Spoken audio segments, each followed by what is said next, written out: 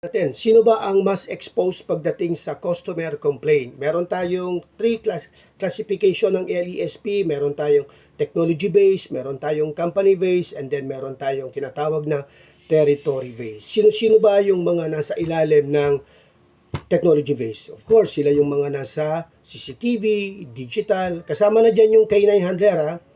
Company base. Company base naman, sino naman yung mga company base natin? Sila yung mga inspector, supervisor, operations manager na nasa ilalim ngayon ng company.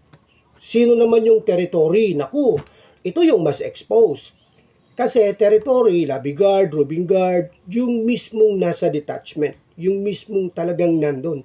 Key player talaga sila na tinatawag. Now, paano ba tayo makakaiwas sa mga customer complaint? Nasa isa sa mga problem ng mga security professional. Okay.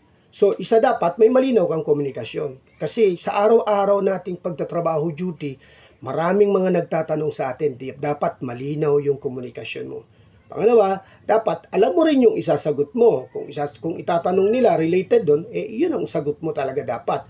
Pangatlo, dapat may malinaw ka kung paano mo bibigyan ng solusyon yung simple problem. Okay? Simple problem lang. Welcome. Dapat marunong ka rin mag-welcome sa mga customers.